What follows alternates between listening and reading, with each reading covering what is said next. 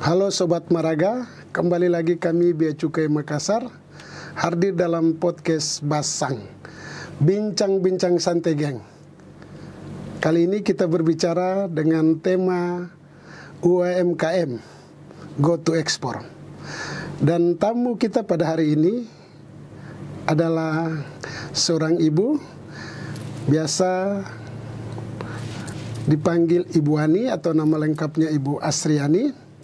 Beliau sebagai pelaku UMKM Kota Makassar yang dalam beberapa tahun belakangan ini cukup punya pengalaman dalam dunia UMKM yang mau go to export. Selamat siang Ibu Ani. Selamat siang Pak. Selamat datang dalam podcast Basang di siang hari ini. Apa kabar baki? Alhamdulillah baik Pak. Oke, singkam maji saya, baji-baji. Jadi semua harus tahu apa kabar itu, apa kabar, baji-baji itu artinya baik. Ya, alhamdulillah kita semua baik-baik aja. Sesuai dengan tema kita hari ini bahwa UMKM go to export. Nah, kami sengaja mengambil Ibu sebagai bintang tamu karena kami melihat perusahaan Ibu cukup untuk menjadi ikon atau percontohan buat UMKM yang lain. Mungkin Ibu bisa jelaskan perusahaan Ibu namanya apa, terus bergerak di bidang apa, terus kapan berdiri, dan alasan berdirinya mungkin karena tidak ada tempat duduk atau memang karena distrap. Ayo berdiri, agak lama. Ternyata semenjak berdiri sudah pernah ekspor, dan ekspor pertama kali kapan, Bu? Oh iya. Alhamdulillah. Assalamualaikum warahmatullahi wabarakatuh. Terima kasih Pak sudah mengundang saya ke podcast yang luar biasa ini. Ya, sama-sama Bu. Perkenalkan, saya dari PT Coconut International Indonesia. Jadi perusahaan kami itu Pak awalnya bergerak di bidang hasil bumi. Jadi kami mengirim bahan baku dari Makassar ke Surabaya. Jadi kita jadi supplier bahan baku hasil bumi. Kemudian karena banyaknya permintaan arang waktu itu, jadi yang awalnya kami hanya hasil bumi, kami coba untuk mengolah menjadi arang. Kemudian kami kirim ke Surabaya. Setelah itu lama-lama saya pikir, kan bahan bakunya dari kita, kenapa kita nggak buat pabriknya aja ya di sini. Akhirnya di 2016 saya buat pabriknya. Dan itu langsung kami ekspor ke Ukraina. Jadi Ukraina itu negara pertama Pak, tujuan ekspor kami di tahun 2016. Dan alhamdulillah sampai sekarang masih ekspor. Wah, luar biasa banget. Jadi 2016 pertama ekspor ke Eropa Timur, negara Ukraina yang sedang lucu-lucunya dengan Rusia. Tapi yang pasti bisa tembus pasar Eropa dulu, itu satu. Nah, Ibu melihat bahwa yang Ibu kerjakan briket arang cukup punya potensi, baik di dalam negeri maupun di luar negeri.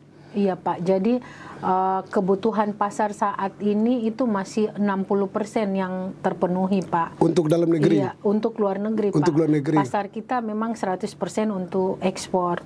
Tapi kesininya kita lihat kayaknya di dalam negeri juga sudah mulai melirik Pak. Untuk dijadikan sebagai bahan bakar pengganti LPG. Ya, jadi intinya briket kelapa ya Bu ya? Di perusahaannya Ibu, di lokasinya Ibu sudah kawasan berikat belum? Belum Pak, sementara proses. Yang maksud saya tadi kawasan berikat, bukan kawasan berikat. Ya, kalau kami saran ke depannya kalau memang potensinya bagus, tidak salahnya urus kawasan berikat di Bea Cukai. Pak, iya. Berdasarkan yang Ibu alami dengan CV-nya atau perusahaannya Ibu yang bergerak di briket ya. arang atau kelapa ini, Ibu melihat bahwa UMKM yang lain, usaha mikro, kecil, dan menengah yang lain, apakah haluanisasinya atau bahasa Makassar bilang last destination, tujuan terakhirnya harus ekspor, Bu?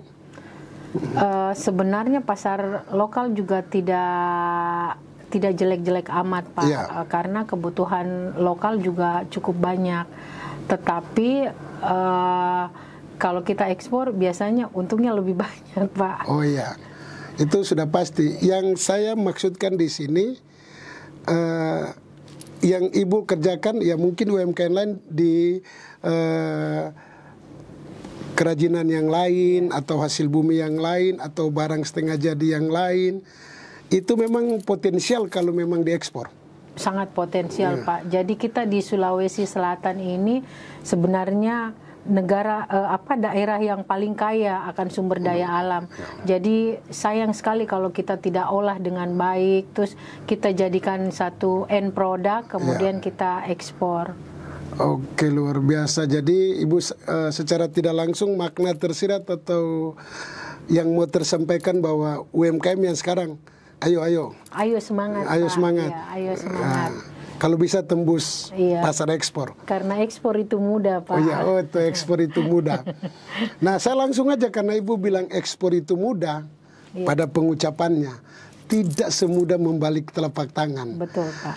Ketika harus berhadapan dengan dokumen yang punya kaitan dengan formalitas ekspor, itu kan tidak sedikit ribetnya. Betul, Pak. Bagaimana pendapat Ibu tentang dukungan instansi yang dibius atau disuntik oleh pemerintah untuk respect kepada orang-orang berpacu dalam UMKM untuk ekspor? Bagaimana kinerja kementerian atau lembaga terkait baik pemerintah maupun swasta yang ada di ekspor itu? Nah, saya sebenarnya bukan kampanye ya, Pak, ya. Tapi selama pemerintahan Pak Jokowi, alhamdulillah, apalagi setelah pandemi ini, Pak, dukungan ke UKM itu luar biasa. Jadi sinergisitasnya itu luar biasa, Pak, dari segala kementerian, dari Kementerian Keuangan, Kementerian Perdagangan, kemudian Kementerian Koperasi UKM, juga dari provinsi. Hanya ya itu, Pak, ya nobody perfect. Kadang-kadang ada saja lah ya instansi yang kayaknya masih agak ribet, Pak, untuk birokrasinya. Jadi harapannya juga semoga untuk untuk kepada pemerintah itu janganlah dipersulit, Pak, untuk ininya, apalagi birokrasinya. Memang semua instansi untuk era reformasi dan digitalisasi zaman sekarang ini berusaha birokrasi jangan sampai ribet banget. Jadi ternyata masih ada, Bu, ya. Masih ada, Pak. Jadi harapan Ibu kepada instansi yang kita sebut instansi bunga itu, bunga-bunga yang lain, tolong perbaiki kinerjanya. Termasuk Bea Cukai sendiri, Bu. Kalau Ibu langsung aja Bea Cukai dalam dunia ekspor, bagaimana kinerjanya? Kalau Bea Cukai, alhamdulillah, Pak, dukungannya selama ini. Terima kasih banyak Bea Cukai. Pesan saya ke Bea Cukai cuma satu, Pak, jangan berubah. Oke, Bu. Atau memang Ibu under pressure karena lihat saya sebagai moderator sangar begini, Bu. Ya, Pak, Bea Cukai baik, tapi di dalam percaya kalau Bea Cukai baik, ternyata enggak. Saya hampir setiap hari ke Bea Cukai, Pak. Bahkan saya sering diusir dari Bea Cukai karena saking lamanya di Bea Cukai, bertanya di Bea Cukai.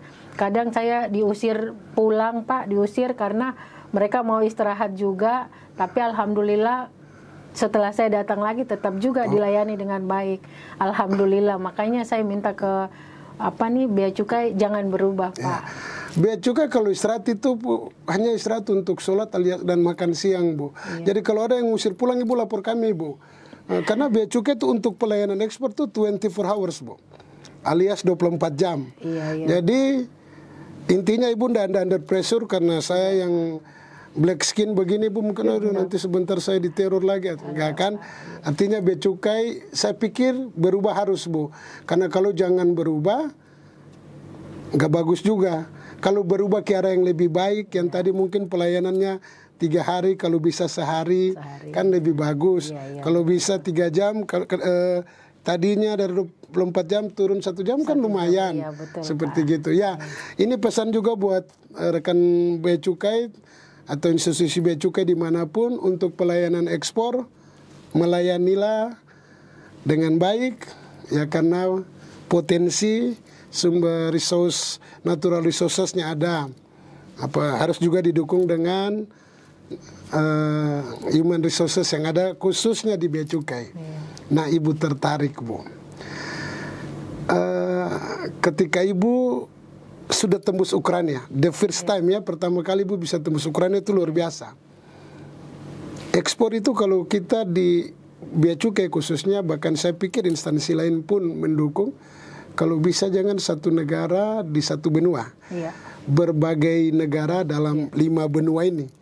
Bahkan kalau ada penghuni dan Antartika pun ya butuh briket, karena di sana mungkin dingin, butuh pemanas. Kirim, Bu. Nah, kira-kira Ibu hanya masih sebatas Eropa atau sudah tembus pasar lain, mungkin Afrika, Amerika? Setelah Ukraina, Pak, itu kami kirim ke Jerman, Jerman, ke Rusia, Turki, dan ke Saudi Arabia. Wah, jadi sudah 2 benua. Kalau Eropa dan Asia. Wah, luar biasa. Nah, pengiriman ekspor barang ke sana itu kan tidak mudah, Bu. Birokrasi yang lumayan, dan sampai di sana bayarnya pun harus dengan Ibu harus buat kesepakatan dalam, kalau kita bicara perdagangan internasional secara menyeluruh. Nah, Ibu melihat enggak buyer di sana kalau sudah trust, artinya percaya, mereka ada indikasi untuk kita pikir buyer, ternyata big liar. Pernah Ibu alami seperti itu? Pernah juga, Pak.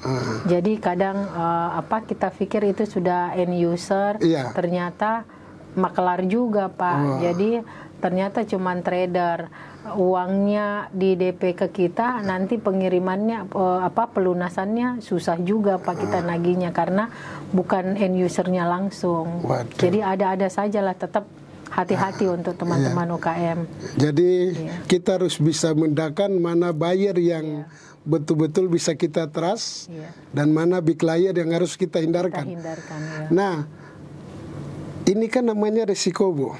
Dalam pekerjaan apapun yang kita lakukan itu ada namanya risiko.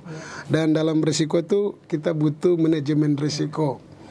Nah, Ibu mengantisipasi hal ini apabila kita nggak doakan, Bu, kalau sama dengan risiko yang tingkat tinggi atau istilah high risk, kan bisa berdampak pada finansial. Nah, bagaimana Ibu mengantisipasi hal ini? Apakah Ibu kerjasama dengan asuransi atau memang dibayarkan dulu LC-nya, lalu baru barangnya saya kirim? Atau menurut Ibu yang bagaimana yang Ibu alami? Iya, jadi setiap usaha itu kan pasti ada resiko, Pak. Kita tidur aja risikonya ada, Pak. Iya, kebanyakan tidur bisa diabetes. Ya, saya sepakat dengan itu, Bu. Iya, jadi cara mengantisipasinya ya itu, Pak. Yang pertama mungkin asuransi. Jadi kan sekarang itu ada asuransi gagal bayar, Pak. Jadi ada perjanjian kerjasama 3 pihak. Itu yang pertama, Pak. Yang kedua itu lebih amannya pakai LC. Iya. Terus yang ketiga ini, Pak, minta DP dulu. Jadi kita bisa tahu bayarnya ini serius atau tidak. Kalau mereka kasih DP kan minimal 50% mereka kasih DP, berarti oh iya memang dia sudah serius dan punya uang, Pak. Terus yang keempat juga yang perlu teman-teman UKM tidak boleh lupakan, banyak-banyaklah berkoordinasi dengan perwakilan pemerintah, Pak, yang ada di negara tujuan. Misalnya kayak ada ITPC juga, terus ada atas perdagangan kita, atau ada ini, Pak, kedutaan kita yang ada di sana, atase Bea Cukai yang ada di luar negeri, atas keuangan kita yang ada di luar negeri, Pak. Jadi jangan sungkan untuk berkoordinasi, Pak, karena dari informasi itulah kita bisa tahu data yang valid tentang bayarnya. Tentang bayarnya. Ya, dan ketika ada masalah juga kan kita bisa berkoordinasi dengan atas-atas yang ada di luar negeri, Pak. Oh iya. Oh, bagus Bu, saran Ibu, informasi yang Ibu berikan itu jadi perhatian. Jadi para UMKM perhatikan, perlu banyak-banyak bangun komunikasi dengan kedutaan atau konsulat kita, atas keuangan, atas perdagangan. Itu ada di setiap kedutaan kita atau konsulat kita. Nah, kembali ke ekspor ini, Bu. Setelah tembus pangsa pasar luar negeri, apa salahnya kan kita bisa ekspansi, Bu? Nah, ekspansi menurut pemahaman saya, yang otodidak kan kita bisa buka perusahaan di suatu negara. Jadi lebih aman kita kirim ke perusahaan kita di negara yang dimaksud, negara itu yang tempat perusahaan kita di sana yang supply kepada pembeli. Kira-kira Ibu sudah seperti itu atau berencana seperti itu atau bagaimana? Alhamdulillah kami saat ini sudah buka kantor perwakilan di Jepang, dan insya Allah di Februari kita akan buka kantor perwakilan di Dubai. Alhamdulillah, Pak. Semua berkat dukungan pemerintah, Pak. Alhamdulillah. Wes. Jadi ber-UKM jangan takut, Pak, untuk merapat ke pemerintah. Makanya saya bilang ke teman-teman UKM, ayo ke Bea Cukai. Kalau ada yang tidak mengerti, boleh ditanyakan langsung. Jadi kalau ada teman-teman UKM yang bilang saya takut ke pemerintah, pemerintah tidak fair, itu salah, Pak. Jadi ada baiknya teman-teman UKM kalau ada yang kita kurang paham, bisa langsung tanya ke instansi yang bersangkutan, Pak. Ibu tahu nggak, pertanyaan saya yang terakhir tadi itu saya blank. Ini hanya mengalir dan saya berpikir sampai segitu. Dan itu luar biasa, Bu. Artinya bisa kantornya di sana. Nanti pabriknya itu mungkin dalam pemikiran berikutnya. Yang penting pabriknya harus di Indonesia. Pak. Ibu sudah level aman dulu. Kontrolnya lebih bagus. Nah, ini UMKM yang lain kan pasti Ibu bergaul dengan UMKM yang ada di Makassar. Ibu lihat, kalau anggaplah ya, ada 100 UMKM. Ibu lihat ada potensinya bisa nggak 50% saja melakukan ekspor atau ekspansi perdagangan seperti yang Ibu dengan perusahaannya? Bukan 50%, 100% bisa, Pak. Bisa. Iya. Jadi komoditi yang ada di Sulawesi Selatan ini khususnya, Pak, itu semuanya bisa diekspor, Pak. Bahkan pernah ada satu, Pak, pengalaman buyer saya datang ke kantor Bea Cukai, saya bawa ke kantor Bea Cukai, kemudian ngobrol-ngobrol, berkenalan waktu itu dengan Bapak Kepala Kantor. Setelah itu beliau lihat bagaimana pendampingan yang diberikan. Terus buyer saya ngomong, Ani, kamu kalau tidak jadi orang paling kaya di Sulawesi Selatan, di Makassar ini khususnya, berarti kamu orang yang paling bodoh. Saya tanya, kenapa, Pak? Berarti saya bodoh karena saya bukan masih Pakala yang paling kaya, Pak. Jadi saya bilang, berarti saya bodoh dong. Iya, kamu bodoh. Kenapa? Potensi yang ada di Sulawesi Selatan ini sangat luar biasa, Pak, dibandingkan dengan daerah lain. Di sini kita punya semuanya, Pak. Semua hasil bumi kita punya. Mulai dari kelapa, coklat, merica, semua punya, Pak. Terus pendampingan dari pemerintah juga luar biasa, dukungan dari pemerintah luar biasa. Jadi kalau ada teman-teman UKM yang tidak bisa ekspor berarti malas. Karena semuanya bisa diekspor, Pak. Dan semuanya disupport oleh pemerintah. Saya tertarik dengan kata kalau Ibu tidak kaya, itu artinya kaya itu relatif ya, Bu. Kalau miskin itu udah pasti. Nah, yang pasti bahwa terkesan juga dengan kata kita ini punya sumber daya alam semua. Iya, betul, Pak. Tapi kan alam juga kalau diekspor semua habis, Bu. Otomatis kan diolah. Kan kalau kita jaga, Pak, kita misalnya kelapa kita buat bibit-bibit yang baru lagi, kita ganti yang lama jadi yang baru, kan bisa. Artinya program hilirisasi itu Ibu lakukan? Iya Pak. Jadi saat ini kami mengolah kelapa dan turunannya. Jadi di awal itu Pak, tujuan saya memang tidak hanya memperkaya diri sendiri, tapi semua pihak bisa ikut menikmati. Kami memberikan pelatihan-pelatihan ke petani-petani binaan kami Pak, untuk ayo jangan menjual bahan baku. Jadi kami mengajarkan mereka untuk membuat arang, kemudian jangan jual kelapanya ke kami. Kalau mereka jual ke kami kan yang kaya kami sendiri Pak. Tapi kalau mereka olah kelapanya misalnya menjadi kopra, terus tempurungnya jadi arang, sabuknya juga jadi koko chips, nanti kita ajar mereka untuk cara membuatnya, kan jadi sama-sama ini Pak, sama-sama bisa menikmati lah. Simbiosis mutualisme ya. Iya betul Pak. Nah tapi kan kembali dibilang natural resources ini atau sumber daya alam yang harus kita jaga, juga tidak terlepas dari tenaga kerjanya. Bicara ekspor, kita bicara devisa. Bicara devisa itu hanya dua. Kalau surplus ya syukur, kalau defisit ya tersungkur. Kurang lebih begitu kata istilah-istilah saya, Bu. Nah, salah satu yang membuat devisa kita kuat karena ekspor, karena bisa mempekerjakan para pekerja dengan jumlah tertentu. Kalau barang baku tadi atau bahan baku diolah, syukur-syukur setengah jadi, lebih syukur lagi kalau barang jadi. Ibu memperlakukan tenaga kerja yang ada di perusahaan Ibu, kalau boleh tahu yang di perusahaan Ibu berapa, atau yang anggaplah Ibu peremajaan yang binaan-binaan itu, kalau Ibu total-total kira-kira berapa? Kurang lebih 300 orang Pak. Wes, luar biasa. Alhamdulillah. Itu sudah amanah Bu.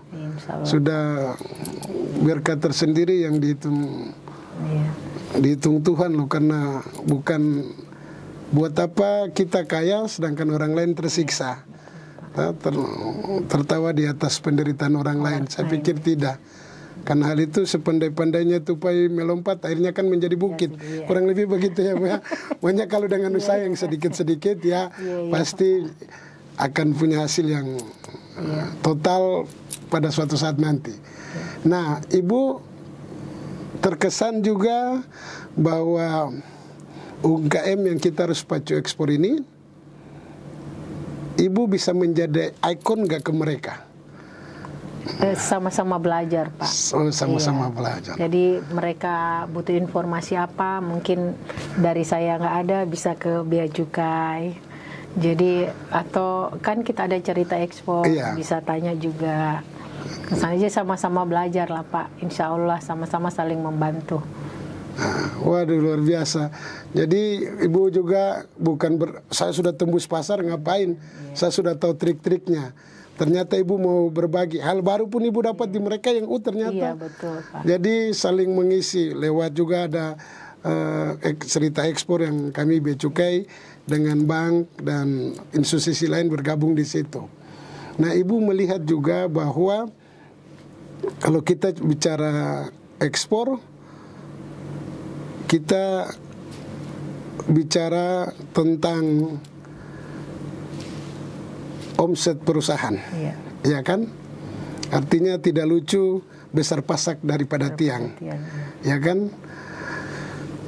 Dari 300 pekerja Ibu, kan kalau minta maaf, yang paling ditakutkan di Indonesia ini, bahkan di dunia ini, demo buruh Bu. Iya kan?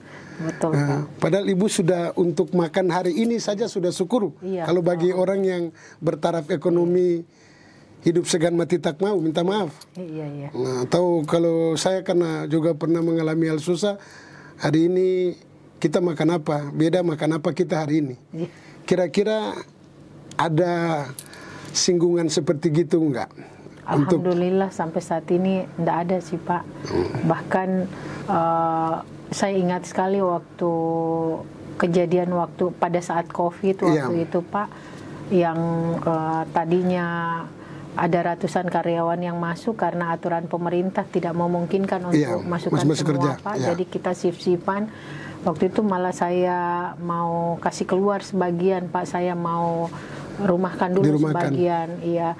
Tapi mereka jawabnya, Bu, enggak apa-apa, ini apa, kami enggak usah dirumahkan, kami enggak minta gaji banyak, Bu, yang penting bisa buat beli beras. Waduh. Iya, dan yang tadinya perusahaan kasih catering ke mereka, kami stop karena kondisi COVID. Malah mereka yang bawa, Pak.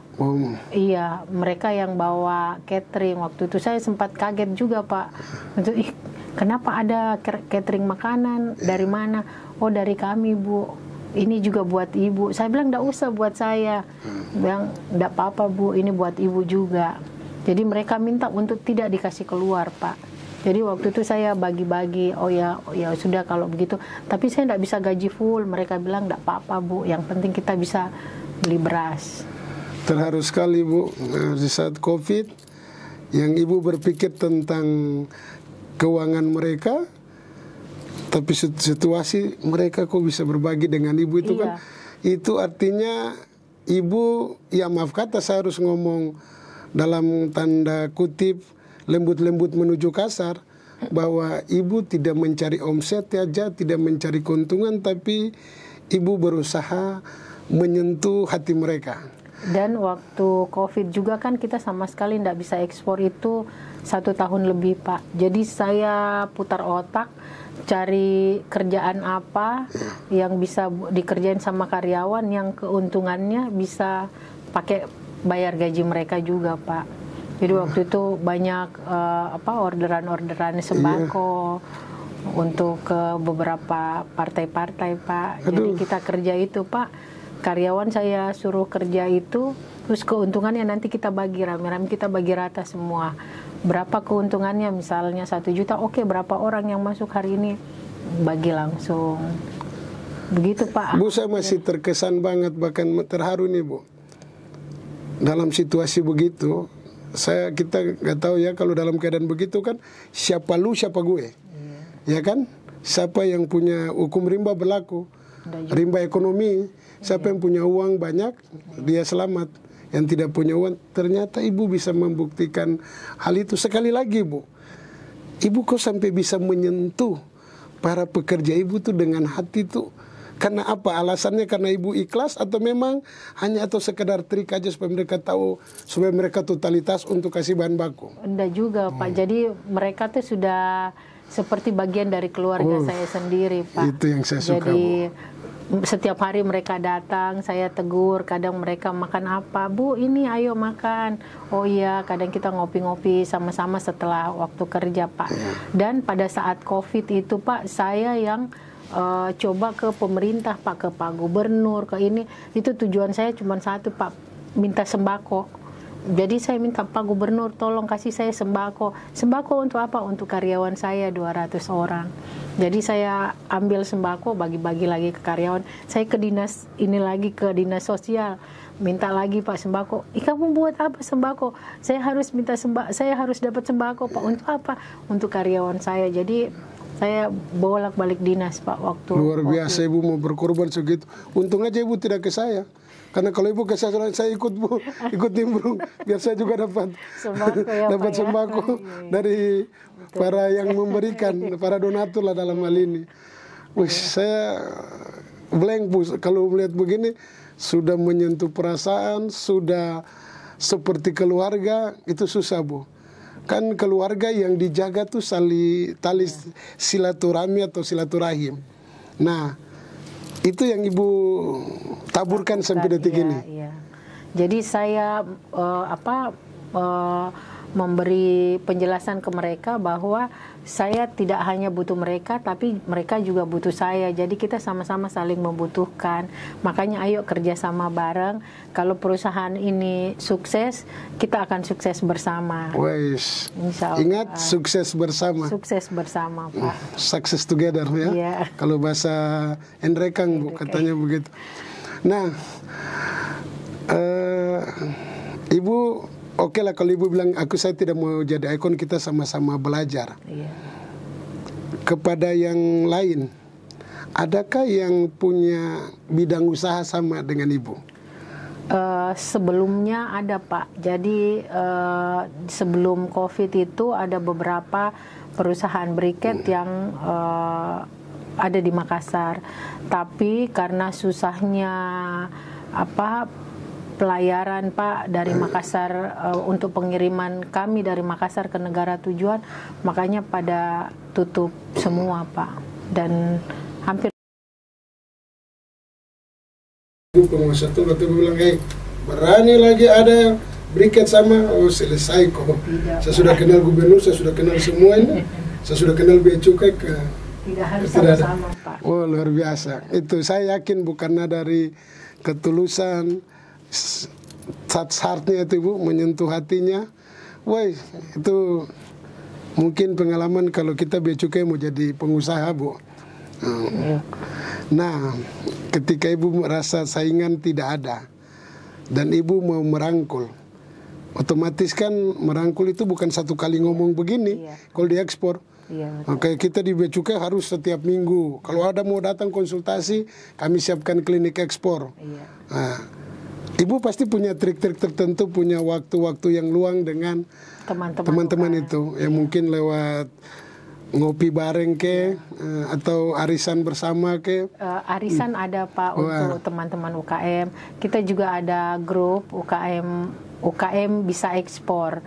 Jadi itu jadi semacam media Pak untuk membantu kalau misalnya ada teman-teman UKM yang mau bertanya sesuatu, mungkin ada dari kami yang bisa menjawab atau mengarahkan kemana itu Pak. Dan setiap minggu itu kita ada kadang ngumpul-ngumpul Pak, ngumpul bareng. Kalau ngumpul makan ajak saya Bu ya. Iya Pak, siap. Kalau arisan juga pas. Pasti. Arisannya jatuhnya di Ibu. Hubungi saya secepatnya Bu. Enggak, yang pasti Ibu sudah menyentuh hati, merangkul, menjaga tali silaturahim dengan anak para pekerjanya Ibu, babune kandung kene. Ibu pikirkan untuk itu ke depannya. Nah, kita tadi saingan nggak ada. Ibu punya saingan briket nggak ada. Yang Ibu melihat potensial bahan baku yang bisa diolah menjadi bahan jadi, khusus di Sulawesi Selatan, yang punya nilai jual di luar itu, kira-kira apa saja Bu? Semua Pak. Semua bisa dijual. Jangankan bahan baku hasil bumi Pak, kayu saja kita bisa jual Pak. Tapi yang saya maksudkan di sini yang sudah diolah menjadi barang jadi. Oh, yang sudah diolah menjadi ada pisang, terus ubi. Dalam bentuk keripik, maksudnya ya kan? Bentuk keripik. Dikemas untuk penjualan eceran. Kacang, mente, banyak Pak. Hampir semua bisa diolah jadi barang jadi Pak. Iya, dan semua bisa diekspor Pak. Minta maaf. Berarti dengan demikian ke mancanegara karena urusan bisnis itu hal yang biasa. Iya. Artinya Ibu dari belakang ini sudah sering ke Europe ya, Eropa maksudnya, Asia, Turki. Iya. Nah kalau Ibu melihat perbandingan, mungkin Ibu kan kacamata Ibu melihat negara sana dibandingkan dengan kita, menurut Ibu bagaimana? Yang pertama yang harus teman-teman UKM perhatikan itu kualitas. Kadang kita merasa di sini Pak, kita yang paling bagus. Pokoknya ini produkku bagus sekali. Ternyata begitu kita keluar negeri ada expo, kita bandingkan barang kita dengan kompetitor. Ternyata packagingnya kita harus buat yang lebih baik lagi. Itu. Terus kualitas produknya juga harus dibuat yang lebih varian lagi. Karena di luar negeri maunya tidak seleranya beda dengan yang kita di dalam negeri. Jadi kita harus fokus untuk Pak, perbaiki kualitas. Terus jangan lupa juga Pak, kuantitasnya tetap harus dijaga. Jadi ketika jangan sampai mereka minta 100 kilo, kita ada barangnya. Begitu mereka mau order 1 kontainer, kita sudah tidak punya barangnya Pak. Nah itu yang kadang-kadang bikin buyernya juga kabur Pak. Jadi tetap harus jaga kualitas, kuantitasnya juga. Jadi kuantitas dengan kualitas itu harus bersinergi. Harus bersinergi. Jadi negara di luar itu memperhatikan hal itu, mulai dari kemasan, kesehatannya, tanggal berlakunya. Ya. Nah, ini memang kan harus dipenuhi. Ini biasa kadang-kala membuat UMKM kita, Ibu, bergerak maju, mundur pun tidak. Akhirnya sudah saya jual lokal. Jangan begitu, Pak. Harus semangat. Pasti bisa. Jadi ekspor tetap itu mudah dan ekspor itu pasti bisa ya? Pasti bisa, Pak. Hanya butuh kemauan, Pak. Nah, Ibu, ini kan dalam 2 minggu ke depan ini kita sudah masuk di tahun yang baru. Saya lebih senang melihat dulu tanggapan Ibu tentang harapan Ibu yang sudah saya bisa katakan ikon UMKM terhadap kedepannya gimana, dan harapan yang Ibu mau kepada UMKM yang ada di Sulawesi Selatan itu bagaimana? Jadi harapan saya, Pak, kedepannya lebih banyak lagi eksportir yang tumbuh baru dari Sulawesi Selatan. Harapannya Sulawesi Selatan juga makin maju, Pak, dengan ada beberapa program-program pemerintah yang memudahkan kita UKM untuk ekspor. Jadi ayo ambil kesempatan itu. Semoga tahun depan ganti presiden, kebijakan juga masih sama seperti tetap mendukung UKM juga, Pak. Kan kalau sampai tembus pasar dunia, kita kan cari bayar susah. Ada media lain, mungkin pameran salah satu institusi atau lembaga di sini atau di luar negeri. Pertanyaan saya, Ibu pernah dibawa ke luar negeri untuk memamerkan produknya perusahaannya Ibu? Alhamdulillah, kebetulan saya UKM binaan, Pak. Jadi dalam 1 tahun itu kita ada expo ke luar negeri minimal 5-6 kali. Jadi setahun. Eropa, Amerika, UK. Izin ikut kah? Kalau ada tiket lebih, Bu. Alhamdulillah. Saya mau ke Singapura. Karena berdekatan tuh dengan Jayapura, Bu. Enggak juga, Bu. Artinya itu Ibu harapan bahwa UMKM bisa salah satu dari cara ikut pameran. Iya, dengan pameran itu biasanya hal yang paling efektif yang dilakukan untuk mendapatkan buyer, Pak, itu pada saat pameran. Karena pelaku usaha itu datang semua di situ, Pak, pada saat pameran. Biasanya kan pameran di luar negeri berbeda, Pak, dengan pameran di Makassar. Kalau di luar negeri kan euforianya lebih besar. 1 tahun sebelumnya mereka sudah umumkan waktu pamerannya kapan dan produknya apa. Jadi ya manfaatkanlah pameran sebagai tempat mendapatkan buyer, Pak. Ibu ke luar negeri karena menjual briket atau mengekspor briket, juga ikut pameran. Aduh, sering-sering ke luar negeri. Saya jarang, Bu. Paling-paling ke Jayapura dan Singapura. Enggak, Bu. Nah, itu harapan Ibu. Sekarang kita instansi tidak ada yang sempurna. Kebijakan saja nggak ada sempurna, Pak, institusi. Dengan ribuan pribadi yang ada di sana untuk melayani. Pastikan Ibu, tapi ada secercah harapan, setitik harapan untuk 2024. Harapan Ibu khususnya Bea Cukai gimana? Harapan saya ke Bea Cukai, Pak, yaitu jangan berubah. Karena selama ini secara saya pribadi maupun teman-teman UKM itu merasakan support yang luar biasa dari Bea Cukai, Pak. Mulai dari saya ingat, Pak, ada beberapa peristiwa. Waktu itu ada buyer kami yang datang dari UK, kemudian mau order barang terus nggak jadi. Terus saya telepon waktu itu Pak Kanwil Bea Cukai dan Pak Kepala Kantor Bea Cukai. Saya bilang, Pak, ini bayarnya nggak jadi. Kenapa Bu Ani? Bayarnya nggak jadi ambil, Pak. Kenapa? Katanya ini, Pak, karena pelabuhan kita bukan pelabuhan internasional. Karena selama ini kan memang untuk briket itu belum bisa langsung dari Makassar, Pak. Jadi kita masih harus restaffing di Surabaya, atau di Tanjung Priok, Jakarta. Iya, betul, Pak. Nah, waktu itu saya telepon ke Bea Cukai, Pak. Alhamdulillah, saya telepon itu jam 11 malam, jam 8 pagi itu Pak Kanwil langsung ngomong ke saya pada saat itu, ya udah besok pagi bawa aja bayarnya datang ke kantor.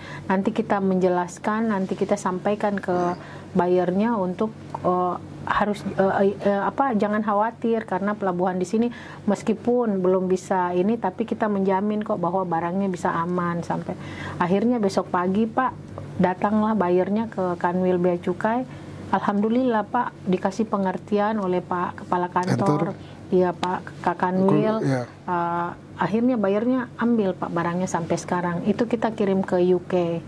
Dan ya adalah beberapa, Pak, yang seperti saya bilang tadi, Pak, saya suka, meskipun saya suka diusir dari Bea Cukai karena sudah tidak tahu diri datangnya kapan, tapi ya saya tetap dilayani juga dengan baik, alhamdulillah. Jadi tempat saya menangis, tempat saya berkeluh kesah, berkeluh kesah, Pak, ini kenapa barangku nggak bisa dikirim, Pak, ini kenapa begini, Pak, ini kenapa begini, dengan sabarnya, oh sabar Bu, ini kita cari solusinya, ini kita cari ini. Makanya saya bilang untuk Bea Cukai jangan berubah, karena bukan hanya saya aja, Pak, ada 1.500 UMKM, 1.500.000, Pak. UKM mikro maupun yang menengah. Ya, dari cerita Ibu yang tadi itu yang Ibu harapkan. Oh ini loh, ketika sudah buntu jalan, sudah tersesat pikiran, ternyata Bea Cukai. Ya, bahkan saya semangatnya itu ikon di sini ya, Kanwilnya dan kepala kantornya bahu membahu, mau tolong Pak, hingga bisa dipercaya sama bayarnya. Nah, dan jangan lupa, Pak, kita kadang sudah ada orderan, Pak. Jadi kayak waktu itu saya ingat Teknipa itu ada orderan dari Korea, Pak. Itu saya sampai bingung, Pak, cari barang satu kontainer ini dari mana. Jadi bayarnya datang ke Makassar, terus ngobrol-ngobrol, saya kasih lihat sampelnya, mereka oke. Nah, yang jadi kendala waktu itu, Pak, mau order satu kontainer teh Nipa, daun Nipa nih ambil di mana, Pak? Iya, akhirnya waktu itu saya ke kantor Bea Cukai, Pak, ini saya butuh daun Nipa yang bagaimana, Bu? Yang gini. Akhirnya dari Bea Cukai Makassar telepon ke Bea Cukai kiri kanan, Pak. Jadi waktu itu saya dapatnya dari Bea Cukai juga, Pak, petaninya, petani nipanya. Jadi kita dihubungkan dengan petani-petaninya. Tiba-tiba muncul satu kontainer. Tiba-tiba, Ibu mau berapa truk? Wih, betulan, Pak. Saya kira bohong-bohong. Ternyata besok ada datang satu truk.